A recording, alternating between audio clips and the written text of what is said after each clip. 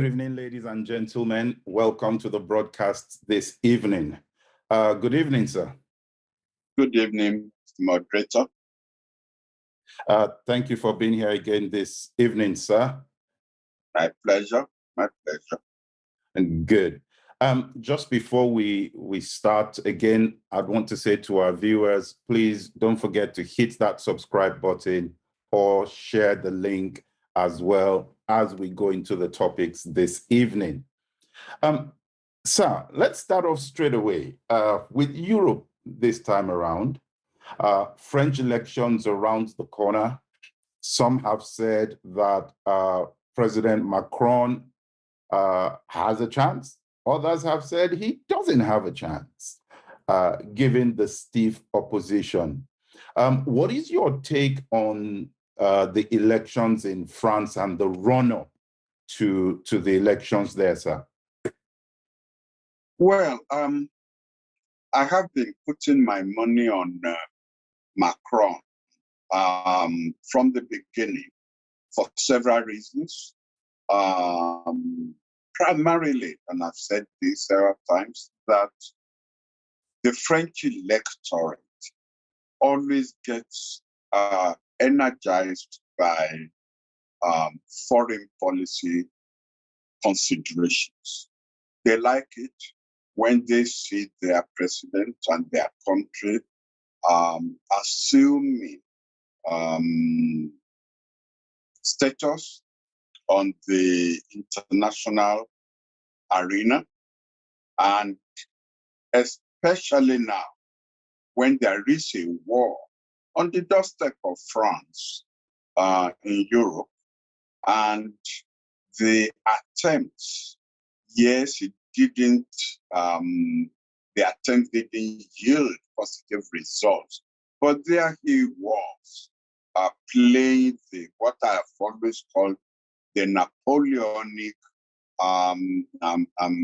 global status. And I thought that will work in his favor, and that will even overcome some of the negative aspects of his administration in terms of the economy, in terms of the way he had handled the COVID-19 mandate, and also even though the right wing, Madame Le Pen, had brushed up her image, but nevertheless, I just didn't think that the French would, when the chips are down, when that French citizen, citoyen, enters that polling booth with his conscience, you could vote for a right-winger like Madame Le Pen. You could vote for somebody right of the center, but not somebody that is basically racist in her attitude. I won't go as far as calling her a fascist, but she's really the only prominent French politician who has embraced Putin, who has refused to be critical of Putin, who's borrowed money from a Russian bank that has connection with Putin. I just don't think that the French citizen, when the chips are down, will vote for her.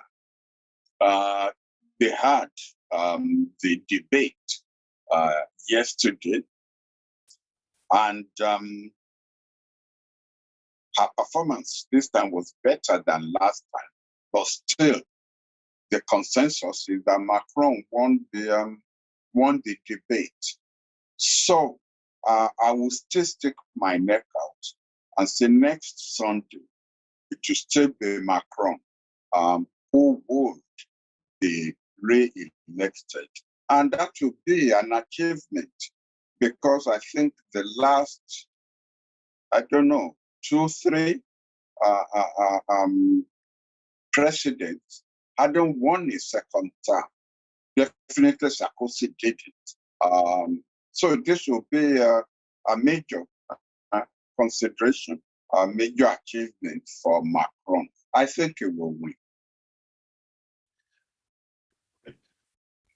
So let's look at the other side of that equation. Assuming he doesn't win, what would that do to the war in Ukraine and the role that France had been playing in trying to mediate that, and not even just the war, but also that role as the leader, a leader within the EU? To what extent do you think that would change if Macron were to lose? If Macron were to lose, I think it would be a disaster. Madame Le Pen would deal the kind of Brexit blow on the European Union. It will deaden the cohesion which the Europeans have not only tried to put together, but they have succeeded in putting together in their reaction to the war. Don't forget that apart from Brexit, the exit of Merkel, the former chancellor of Germany, was also a factor that the European Union is still wrestling with, even though the new guys have shown that they have the backbones of steel in dealing with foreign policy issues. But that steady hand that comes from being in power for several years, that steady hand is still not there in Germany. And to now lose Macron and have this lady who has never held public office in her life coming during a major international crisis will be a discomforting factor, not only for the EU, but for NATO as well. I mean, she's a right winger. And if you want to see how she could play her ball, just look at what is going on in Hungary, where you have a president who, though is a member of the EU, is so close to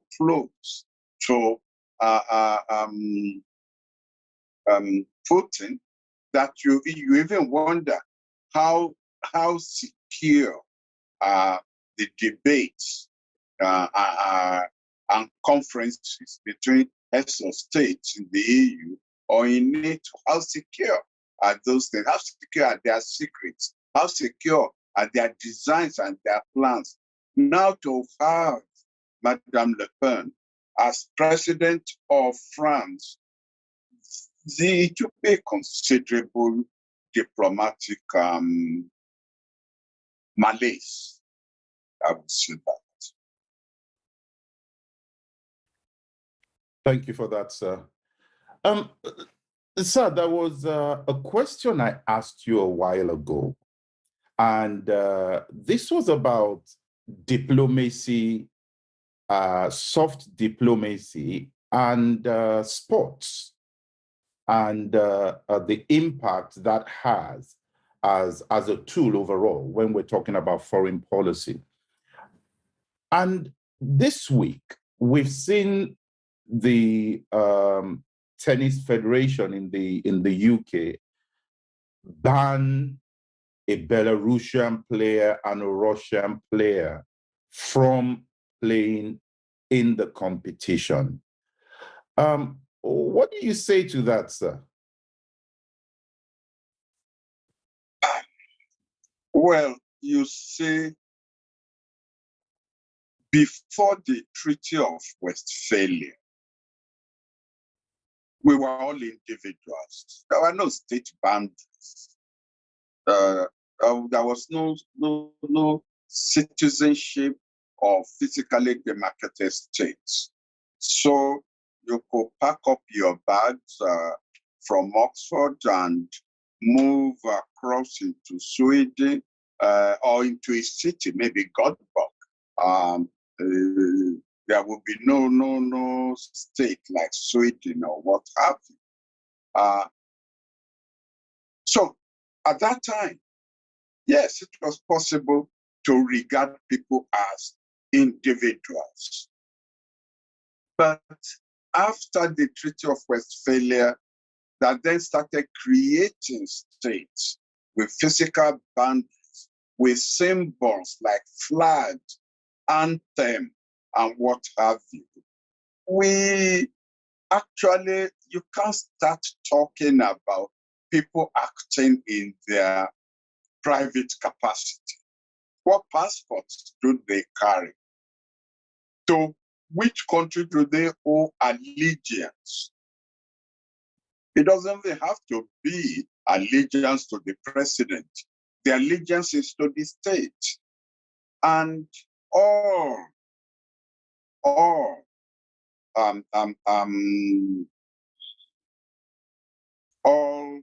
sportsmen and women owe allegiance to states now, where some owe double allegiance to Japan and the United States, which, I mean, again, is something that the sports field is still battling with.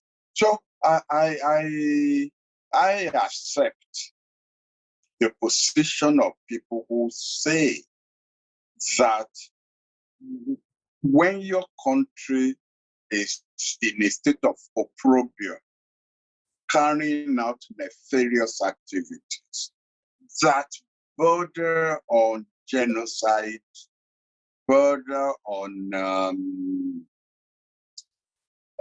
violation of international human rights. Nobody expects you to speak up or speak out against your country, but then you must be prepared to bear responsibility for activities of your state. I mean, we Africans, during the fight against apartheid, took the position that you couldn't separate sports from politics. I mean, after all, when a sports person wins the gold, you run up with flag. It is the flag of his state or her state, not our own personal emblem. And the last, I'm sorry, I can't remember. I think it was in Beijing, where, in fact, the gentleman who was second, the silver medalist, had that V symbol on his jersey when he won his jersey, and he stood up there to collect his medal. And well, whether fortunately or unfortunately, there was also a Ukrainian who won, whether it was bronze or whatever it is. I think it was a good thing. We didn't have an Olympic slap before the Oscar slap episode. So no, you are asking too much of sportsmen and women who are under considerable tension to put all that behind them and then play tennis and shake hands or play football. No, you're asking too much of people. I think that, you see, money is what is behind all of this. And all those, big, I don't want to be rude to anybody, but all those people who, in sports, it is money that is driving the sport. They want to make as much profit as possible. They want to be paid as much as possible. Who then come up with this argument about don't mix sports with politics? It is money that is behind it. Look at all the mess that the Olympic people got into. What was behind it? Money, financial malfeasance. So my own position is that I'm afraid as long as we have an international system that is based on state identity, flags, boundary, symbols, what have you, you cannot separate sports from politics. While we talk about soft diplomacy, sir, in Washington this week, we saw another act where some finance ministers of some G20 countries walked out of a meeting when their Russian counterpart was about to speak, even though it was a virtual session for the Russian counterpart. How significant is that act? And what do you think they were trying to achieve by walking out of that kind of a meeting? Well, they were just trying to make Russia uncomfortable on the international scene, using every opportunity that they have to send a signal to Russia that we don't really regard you as a respectable member of a respectable international community. You don't deserve to be one of us, even though there's nothing we can do about it, but we will send that. I believe in the concept of signaling as an aspect of diplomacy, where you send signals out. I won't shake your hand. I won't sit in the same room with you. And since this is the time of diplomacy by virtuality, we will not appear on the same screen with you. Yes, it's not going to stop the war, but it makes the Russians feel uncomfortable. Because behind the facade of Your Excellency this, Your Excellency that, you are still a human being, and you do feel it when your colleagues, who under normal circumstances, will listen to you with respect, accord respectability to your views because you are representing your country, and all of a sudden decide to boycott you. It's something that we do all the time, and diplomats will continue to do it. You walk out, you boycott. And it's like saying that there's nothing we will gain by sitting in the same room with you.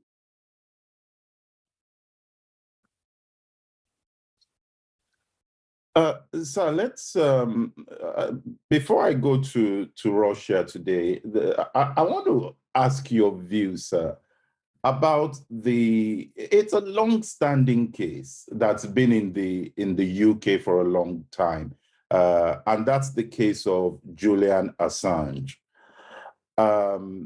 This week, a court in the UK has finally given approval for him to be extradited to the United States. And they're waiting on confirmation from the UK Home Secretary before they extradite him. Do you think the UK Home Secretary, Priti Patel, will allow Assange to be extradited to the US? If I were in her position, I would extradite her to the US. If I were one of her advisors, I would advise her to do the same. Assange was an anarchist. I don't see what useful objective he was pursuing in releasing massive uh, bunches of cables dealing with diplomacy.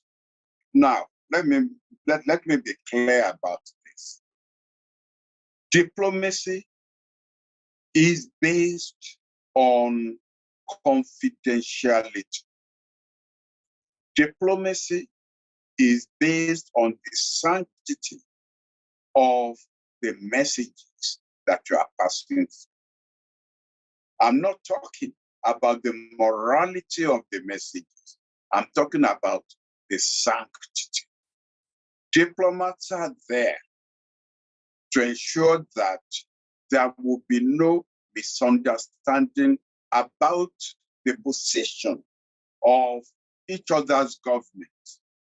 For what purpose? To avoid war, to ensure peace. And if there are conflicts, to look for ways and means by which those conflicts could be resolved. Diplomats must be assured that they can speak in confidence. There are considerations and concessions that you can make secretly that you cannot share at that particular time with the rest of the world or with even your own public. Let me give you an example. During the Cuban crisis, missile crisis between the United States and the Soviet Union, we came very close to war. If only you knew the enormous pressure on John F. Kennedy by his service chiefs to send bombers over Cuba, destroy those missile sites, even though it meant killing Russians, and Russian ships, warships, also moving towards Cuba, where again the Kennedy administration has drawn a red line in the sea. You cross, if those ships cross those red lines, we will sink them. We were that close to a world war. And then there was now behind the scenes negotiations. And what was the concession made? The Soviet Union said, we will pull those missiles back and take them back to the Soviet Union. But in exchange, we want American missiles out of Turkey because they were too close to Soviet territory. And Kennedy gave that assurance, but that it will not happen simultaneously. He said, pull those missiles out, and in 6 months, when everybody else is looking somewhere else, I will pull American missiles out of Turkey. And that was what saved the day. Can you imagine if Assange was around at that time? And as these cables were flying between Moscow and Washington, he was releasing them. Then we would have gone to war, because there's no way that a president will be making concession when he knows it will be on the pages of the newspaper the following day or within 48 hours. So Assange was an anarchist. He didn't care whether he was going to start a world war or confrontation between states, but just to, I don't even know what he wanted to achieve. Yes, we must have open discussions. That's what is the basis of democracy. But diplomacy is also there. and diplomacy cannot be based on open discussions, open decisions, openly arrived at. That is simply simplistic view of diplomacy. So I think before he did more damage, he needed to be brought to account. And so to that extent, others needed to be discouraged, especially in these days and age when, with technology, social media, and what have you, before you even breathe the word out, already you guys can tap it. The NSO by the Israeli company, which means without even switching on your phone, they can tap into whatever it is you are saying. All these are dangerous developments, and they needed a stop needed to be put into it. The UK has been quite active this week, sir, with so many issues that would like to hear your view on. Let me ask you another one about the UK Prime Minister this time, before we move on from the UK, sir. So he made some comments in a private session, a private meeting of Tory MPs, and he said that the clergy, he didn't mention names, but he said that the clergy have spoken less about what is going on in Ukraine and have spoken more about what is going on in Rwanda. And I know, sir, that I think 2 episodes ago, we talked about Imran Khan and his call for Islamic countries to do a bit more. Last week, you talked about maybe the Pope playing a neutral role in trying to mediate the war. Do you think the UK Prime Minister should be apologizing to the Archbishop of Canterbury, is who he was referring to, because he spoke out against Rwanda? So my question to you, sir, first, should the clergy be speaking out more? And secondly, should the UK Prime Minister be apologizing for what he has said about the clergymen and a senior clergy as the Archbishop of Canterbury, sir? Well, first of all, before I answer your question, don't let us forget another issue in Britain. What the issue you've raised is very important, and I will deal with it. But I don't want us to forget, or I don't want to forget, to wish Her Majesty happy birthday and to thank her for her services to the Commonwealth. She deserved it. She's been by and large, she's been a steady rock over the, I don't know how many years she's been on the throne. So I don't want to forget to wish her happy birthday. Now, the church has a role to play in speaking virtue to power, in reminding those who hold temporary positions in the state that basically they are still supposed to have values which they are not supposed to violate.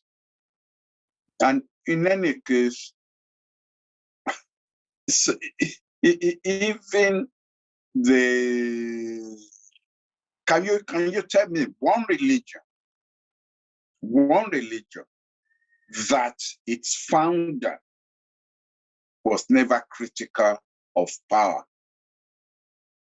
At the time that religion was founded.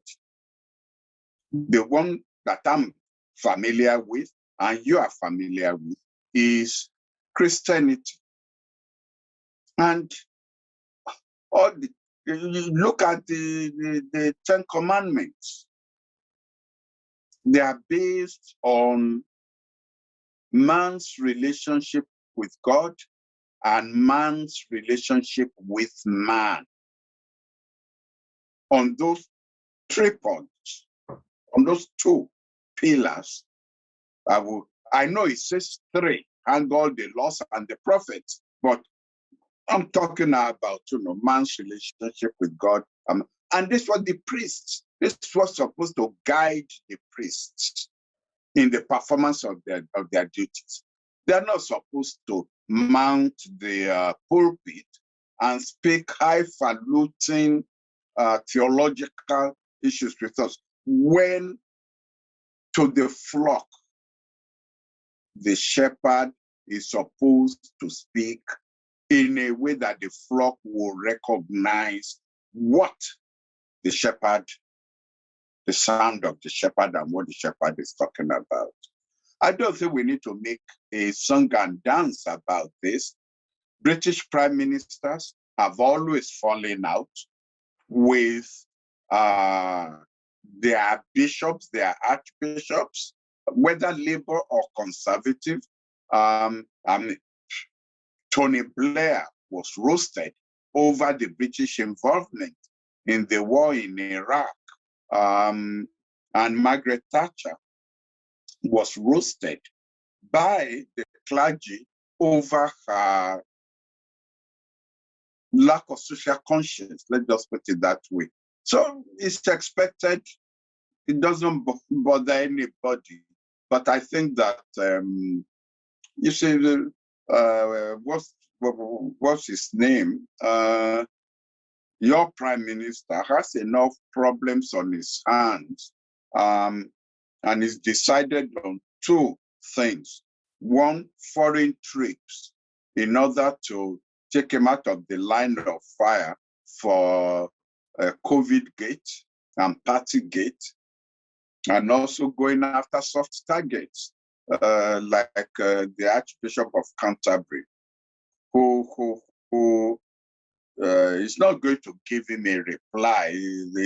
They don't make it, a bilateral crossfire. He will get the crossfire from the Labour Party opposition in the Commons. And I don't think you need to push. Anyway, your prime minister doesn't like apologizing, even when he's caught with his hand in the cookie jar. He will still deny it. So no big deal. Someone is asking a question here, sir, that with regard to Rwanda, should the concern not equally be about how to solve or manage the crisis that threw up the mass of refugees, since no country in the world can cope with the amount of migrants that we're seeing, particularly trying to get to the UK? Well, you see, in answering your previous question, I made reference to Tony Blair and British involvement in Iraq. So, who causes all this destabilization that then leads to flocks of refugees? Who invaded Syria? Well, not outright invasion, but if you read some of the documents that are coming out now, they even this has been said by Hillary Clinton. They wanted regime change. America wanted regime change in Syria, so it decided to fund a section of ISIS that he then called Free Syrian Army, that then started that whole civil war in Syria. People seem to have forgotten that. Who invaded Libya? Was it not the Americans and the French and the British? The civil war is still going on in Libya. So don't let, and in Iraq, has Iraq settled since it was invaded the second time? So you go to places, you create problems there. You don't solve the problems you create. And then when that problem then leads to exodus, you block your gates to them because they are not your people. They don't share common values with you. They don't share a common religion. They don't have the common texture of hair. They don't have the common texture of skin. So you then don't, and then you now try shipping them all around the world and end up trying to bring Afghanistans and Iraqis and Syrians into Rwanda, where the government of Rwanda, in order to change the domestic contexture of its own population, to diminish the volume of Hutus, agrees to take these people in. So they serve as a cushion between the minority ruling Tutsis and the majority Hutus who are still being trampled upon. So that is it's not that one is being insensitive towards these people, but who creates the problems, and who then doesn't want to solve the problems, and you now want to shift, export the problems to other countries without a blueprint of the solution. Thank you for that, sir. You've actually raised some points that then triggered my mind to another question, sir, because our prime minister went to India with in a trip recently. In fact, I think he might still even be there. And at the same time, it's been going on for a while, but I think there's been a lot more of it recently, where certain arms of government in India have then been destroying churches and mosques and things like that. What is your take on what that does to the image of India, sir?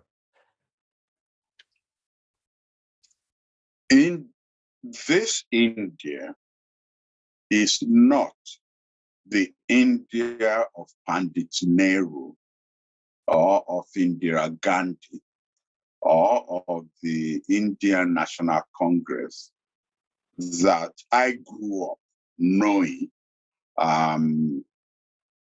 with the moral authority and stature of the non-aligned movement. Indira Gandhi, Pandit Nehru was one of the pillars of the non-aligned movement, which was a movement that sought to include different peoples of different continents in the management of the global community. And now I'm seeing an India where, against judicial decisions, goes around destroying mosques and churches because it wants to be a Hindu nation. I think this is unfortunate. One expected that India will continue to be a pillar of stability of inclusivity in the world that will continue to play a major role in building upon, those parameters of the non-aligned movement and help stabilize as a peacekeeping country. But what we are seeing, to me, is unfortunate. It's unfortunate. And I just don't say, you see, what is even worse than something being unfortunate is that it's so unnecessary. India doesn't have to be a global power by building on an exclusive Hindu foundation. India has more Muslims than Pakistan. Why then do you want to create instability for yourself and instability in that part of the world, and then, create this? It's not even a belief, or maybe it is a belief, but throwing out to the rest of the world that a country cannot be multinational in its makeup, that Christians and Muslims and Hindus cannot live together in this 21st century. Is India going to again break up? It had broken up into how many? 3 nations. India, Bangladesh, Pakistan. Is it not going to break up and have an Hindustan and kick out Christians? And then what signal does this send to the rest of the world, where there are still multicultural, multinational peoples in existence under the same roof? I don't think that India is being fair to itself. So there's a point here on YouTube, and someone is saying here that it's been reported UK and India have reached an agreement to increase Indian migration to UK in exchange for a trade deal. Now, some of this has been there for a while now, but the person is saying, is this a hint for other African countries to start to strike such deals where citizens of India, for example, they take back illegal immigrants into the United Kingdom, and the UK, on the other hand, will then issue trade visas of some sort for other skilled workers to come into the UK. Do you have a view on such an arrangement, sir? I am sorry, I don't understand the reasoning and the rationale behind that. And in any case, I don't trust Britain that she will keep to that kind of agreement. Britain, whether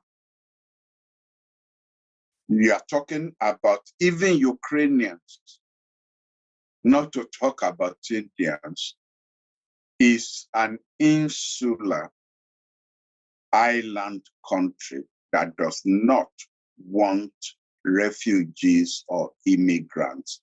And they brought West Indians.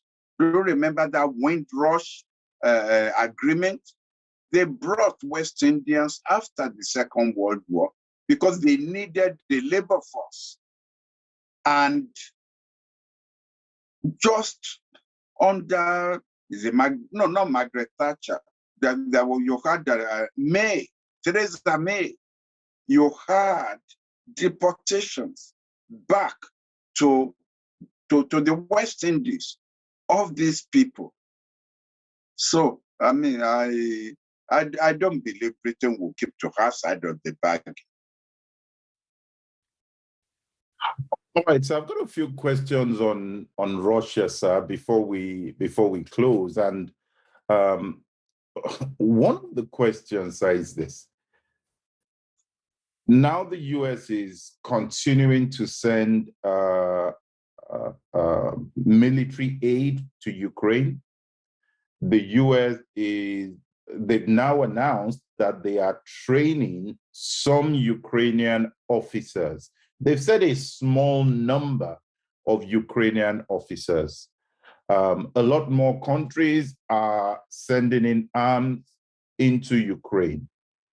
And Russia continues to bombard Mariupol. And they are claiming victory there now, with the exception of a steel factory, which they've decided not to bomb. When exactly do we start to accept that this is becoming World War III?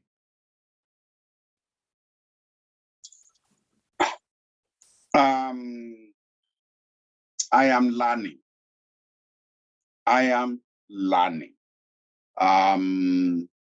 Because I don't know of any war that has been fought where one side lets the other side know what it is doing militarily in terms of supply of weapons, in terms of training, in terms of even the type of weapons that have been supplied.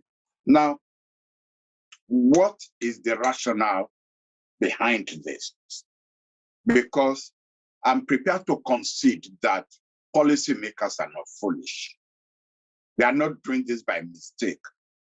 Why are they sending messages to Russia about what they are doing? Is it to frighten the Russians? Is it to let the Russians know that there will continue to be a cost to what they are doing in Ukraine? And if that is the purpose, is this the best way to do it? I don't understand. In war, you don't let the other side know when you are reinforcing troops. You don't let them know when you are sending in more equipment and what type of equipment you are sending in. And in any case, as I think I said on this program before, nobody is telling you the full and the total truths. I believe, I have no evidence because I'm not in the intelligence community, but I believe that American Special Forces, British Special Air Service, probably even the French, the Canadians are actually have troops actually inside Ukraine carrying out secret operations, which they will not openly tell us. Even Biden came very close when, having said the javelin, the Springer, and what have you, he then said, well, I'm not actually supposed to tell you all the things we are doing and all the things our allies are doing. So we know that the whole idea is also to degrade and increase the cost to the Russians for their involvement. I will say I won't say that we have World War III. I will say we have World War II plus on our hands. And I just hope, because yesterday Putin openly showed again their new weapon, as they called it, that is intercontinental hypersonic and multiple warheads and what have you. And the multiple warheads are nuclear. So he's also sending his own signal. And in fact, he said it openly. He said, now, if anybody is thinking of doing funny things, against Russia, look what our new weaponry is. So I just hope they don't think both they are all playing games. Ukraine has suffered considerably if this is a game. And the lives of the global community are at risk if this is a game that we are now toys in the hands of all these our leaders. I'm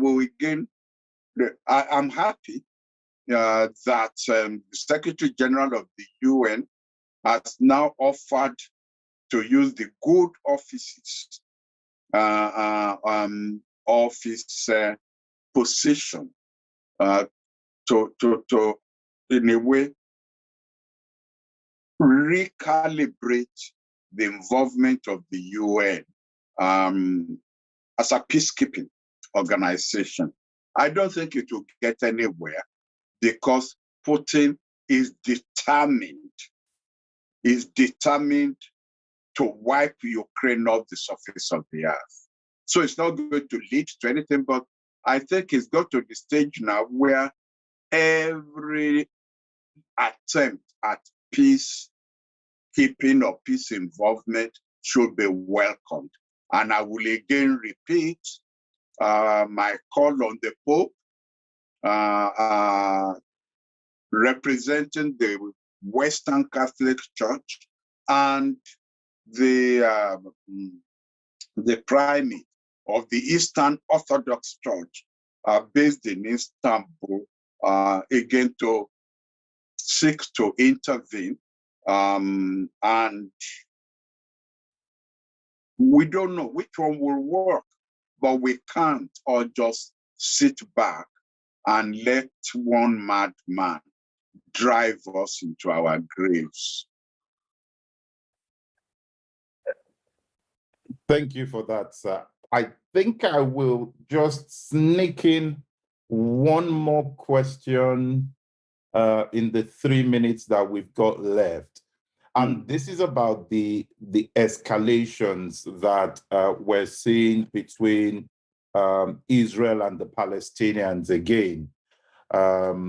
Lots of killings and attacks in Israel over the last 2 weeks. But now warplanes have started to bomb positions in the Gaza Strip, saying that they're targeting military manufacturing sites. Are we ever going to see peace in that region, sir? You want me to answer this as an Anglican, or you want me to answer it as a professor of international relations, or what? If I have an answer to that, there will have been peace in Jerusalem. They've been praying for peace in Jerusalem since when? Even before Christ, since the time of Exodus. So I'm even surprised that the place was quiet for this long. There are issues involved between the Palestinians and the Israelis, and unless those fundamental issues are addressed and resolved, we won't have peace. Not in Jerusalem, not in Bethlehem, not in the Middle East. There are 2 questions here that you said that was the last question. Yeah, but you did well, sir. You answered it in less than 3 minutes. And there are 2 questions here on YouTube. Someone is saying, is this the start of another Cold War? And the second question is that in addition to Syria, Libya, Iraq, Afghanistan, the US has been in Korea, Vietnam, Cambodia, Cuba, Panama, Grenada, but the world has never condemned it. Why? Well, first of all, the first question is, this is not the beginning of another Cold War. We are in a hot war. And by the time it's finished, we would have a Cold War on our hand. That is if we've been stressing, if we don't end up with a nuclear war by accident. The answer to the second question is, when you are the most powerful country in the world, the most powerful economically and militarily, you dominate the space. You dominate the mentality of the people. You can bully people into silence, and who would then grumble under their breath at what you are doing. And they manage to get rid of those who speak out too loudly, the Nkrumahs, the Lumumbas, oh, look at how many, how many leaders in the Allendes of Chile, they get rid of them. So it's not that the world accepts, the world simply tolerates. Whatever you cannot change, you just tolerate for your own safety, and at times for the stability of your country. They won't let you develop on 99%, flight path. But if you could get by with 52%, well, you take that and you praise the Lord. Sir, you're going to have to forgive me tonight. Another question. There is another one. Someone said you greeted the Queen, and they're saying here that what do you have to say about Prince Harry, who visited the UK secretly, even though he had complained about security issues in the UK? Well, that's why he did it secretly. He had already visited his grandmother and then left before it became public knowledge. And that is often how you address security concerns. From what I've read and heard, it was a very good meeting. And that is really why I continue to admire Her Majesty. It is her throne. Harry is her grandchild. Mistakes have been made, not by Her Majesty, but by the people who surround her. And I think, she continues. I mean, maybe at this last stage of her reign, she's showing, that she has a mind of her own, and that she will separate family from state. And I admire her for that. And I admire Harry also because I'm sure when indicated to her, he must have taken the initiative. Grandma, I'd like to stop by on my way to these Invictus Games. And she said, yes, you can come, I'll receive you. Maturity on both sides, compassion on both sides. And I'm happy about that. Thank you very much, sir, for this evening. And thank you very much to our viewers for for being there. Thank you for the questions that you've put through this evening. We'll be back again same time next week. Thank you very much, sir. Wakanda. Good night, sir. Good night. Good night, sir. Bye to our viewers.